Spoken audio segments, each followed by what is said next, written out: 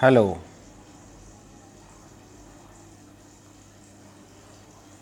आज अपन देखेंगे विद्युत क्षेत्र एवं आवेश के बारे में। जो अपना चैप्टर नंबर फर्स्ट है उसके बारे में अपना अध्ययन करेंगे, विद्युत क्षेत्र और आवेश। तो इसमें अपना विद्युत क्षेत्र जो और आवेश जो चैप्टर नंबर फर्स्ट है भौतिक विज्ञान कक्षा 12 का, तो उसमें अपन देखेंगे कि मेन इंपॉर्टेंट क्वेश्चन और जो आने वाले जो क्वेश्चन है जो आए हुए हैं एग्जाम में और जो मोस्ट इंपॉर्टेंट जो टॉपिक है उसके बारे में अपना अध्ययन करेंगे। तो पहले अपना है विद्युत क्या है, यानी अपना चैप्टर है विद्युत आवेश एवं क्षेत्र, यानी विद्युत आवेश एवं क्षेत्र। तो इसके अंदर देखेंगे अपन कि विद्युत आवेश क्या होता है। तो विद्युत आवेश का मतलब क्या है कि वह विद्युत ऊर्जा है जिसके कारण किसी पदार्थ को हल्की वस्तुओं को अपनी ओर आकर्षित करती है। ये अपने जो किसी वस्तु को अपनी ओर आकर्षित करती है वो एक प्रकार की ऊर्जा होगी जिसको अपन विद्युत कहते हैं। और विद्युत है अपने दो प्रकार की होती है, स्थिर विद्युत और धारा विद्युत। स्थिर विद्युत का मतलब होगा कि जो अपने आवेश है ये पदार्थ की उत्पन्न धारा को उत्पन्न बहने न दिया जाए, क्या कर दिया जाए, बहने नहीं दिया जाए और स्थिर रखा जाए, कोई स्थिर विद्युत कहा जाएगा।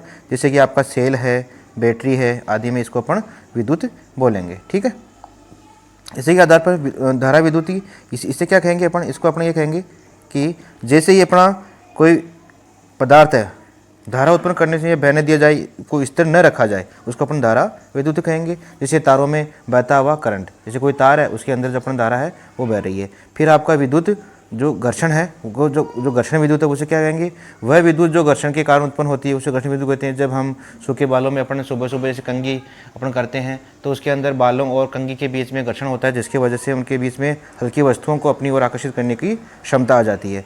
विद्युत आवेश क्या है, ये कितने प्रकार के होते हैं। विद्युत आवेश को अपन परिभाषित कर सकते हैं, विद्युत आवेश भौतिक राशि जिसके अंदर अपन लेते हैं ये पदार्थ विद्युत में आवेशित हो जाते हैं, विद्युत में या विद्युत गुण प्रदर्शित करने लग जाते हैं, इसको विद्युत आवेश कहते हैं। इसी प्रकार से इसका जो मात्रक होगा विद्युत आवेश का वो रहेगा अपना ऐसा मात्रक कूलाम रहेगा और इसका जो विमा रहेगी M0 L0 T A रहेगी। आवेश दो प्रकार के होते हैं, आपको पता है, धनावेश और ऋणावेश। ठीक है, तो धनावेश किसे कहेंगे, जब किसी घर्षण के कारण पदार्थ में इलेक्ट्रॉन की कमी हो जाए तो उसको अपन बोलेंगे धनावेश। और ऋणावेश अपन उसे बोलेंगे जब उसके घर्षण के कारण इलेक्ट्रॉन की क्या हो जाएगी, वृद्धि हो जाए, उसको अपन बोलेंगे ऋणावेश। आवेशों के मध्य लगने वाले बल, यानी आवेशों के मध्य लगने वाले बल दो प्रकार के हो सकते हैं। जब अपने दोनों जो आवेश है ये दोनों आवेश आपको सजाती है समान प्रकार का होगा तो उनके मध्य प्रतिकर्षण बल लगेगा।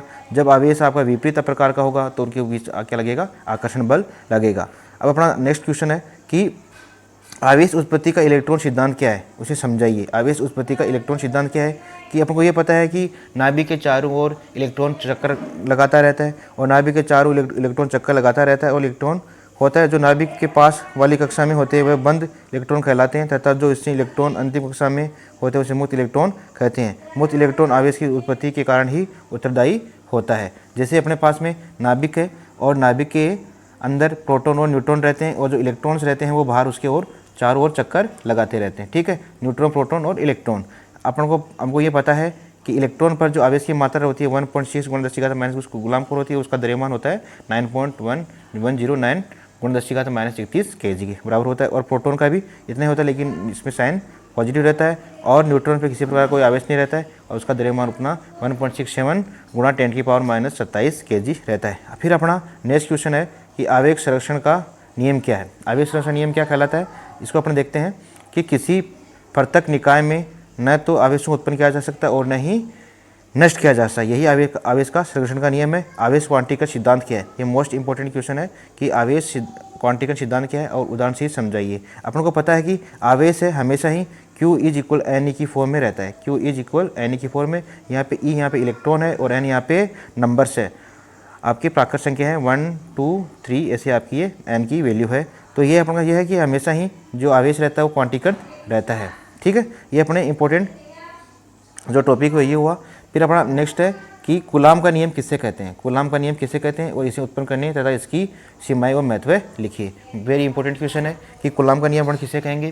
कूलाम का नियम अपन उसे कहते हैं कि ये नियम सबसे पहले कूलाम ने दिया था और इसका ये दो आवेशों के मध्य, ये दो आवेश अपने दो आवेश है, इनके मध्य की जो दूरी तथा इनके बीच में लगने वाला आकर्षण बल, अपना आकर्षण बल भी हो सकता है और प्रतिकर्षण बल भी हो सकता है। ठीक है, वो इसकी प्रकृति पर निर्भर करेगा कि आपका आवेश एक समान है या अलग अलग है। तो यहाँ पे अपन देखते हैं जब दो आवेश है उनके बीच की दूरी r है तो इस पर जो लगने वाला बल है उन दोनों की दूरी के वर्ग के व्युत्क्रमानुपाती होगा तथा उनकी जो दोनों आवेशों के उनके गुणनफल के समानुपाती होगा।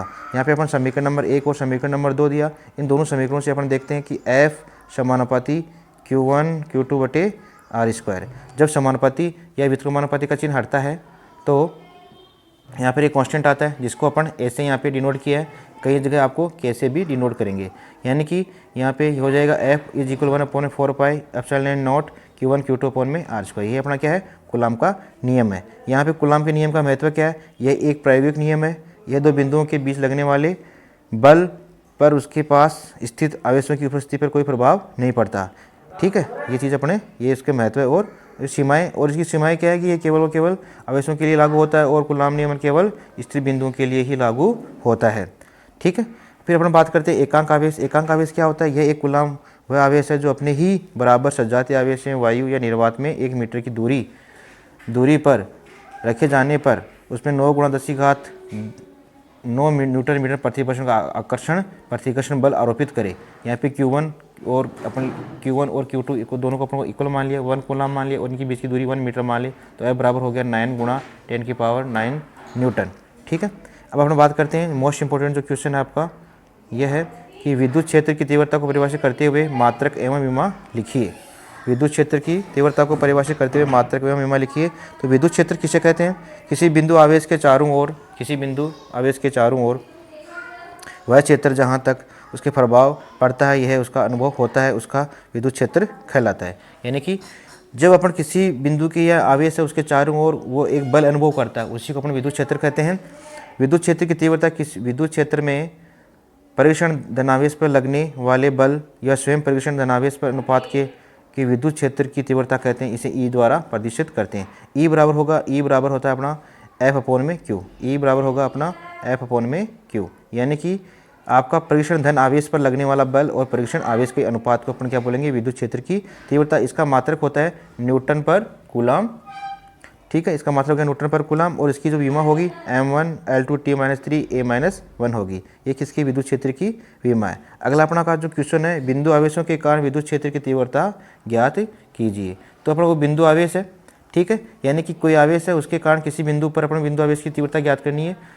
तो यहाँ पे अपन को तीव्रता निकालने के लिए अपन को पता है पहले बल निकालना पड़ेगा और उस आवेश के कारण उसका अनुपात निकालना पड़ेगा। तो यहाँ पे बल अपन को प्राप्त होगा Q0 अपॉन में r²। ये आपका Q0 परीक्षण आवेश है, लेकिन विद्युत क्षेत्र की तीव्रता F is Q upon Q0। यहाँ पे अपन वैल्यू रखेंगे तो अपने पास में वैल्यू आ जाएगी E बराबर Q अपॉन में r²। ये अपन है बिंदु आवेश के कारण विद्युत क्षेत्र की तीव्रता। नेक्स्ट है अपना कि विद्युत बल रेखाएं क्या है, इसके गुण लिखिए। विद्युत बल रेखाओं विद्युत क्षेत्र में खींची गई वह काल्पनिक वक्र जिसमें एकांक धनावेश को गमन करता है विद्युत बल रेखाएं कहलाती है। विद्युत बल रेखाएं के गुण, विद्युत बल रेखाओं के गुण ये बहुत बार पूछा जाता है कि अपने जो विद्युत बल रेखाओं का जो गुण है वो बहुत बार पूछा गया है। वो क्या है कि दो बल रेखाएं एक दूसरे को कभी नहीं काटती है, यानी कि दो बल रेखाएं अभी कभी आपको एक दूसरे को काटी हुई नजर नहीं आएगी।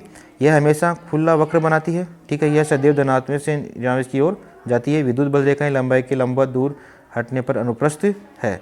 विद्युत बल रेखाएं लंबाई में सिकुड़ने का प्रयास करती है। विद्युत बल रेखाएं जहां पास होती है वहां विद्युत बल रेखाएं पास होती है वो प्रबल विद्युत बल रेखाएं होगी, वहां प्रबल होगा। विद्युत क्षेत्र आपका क्या रहेगा, प्रबल रहेगा। ठीक है,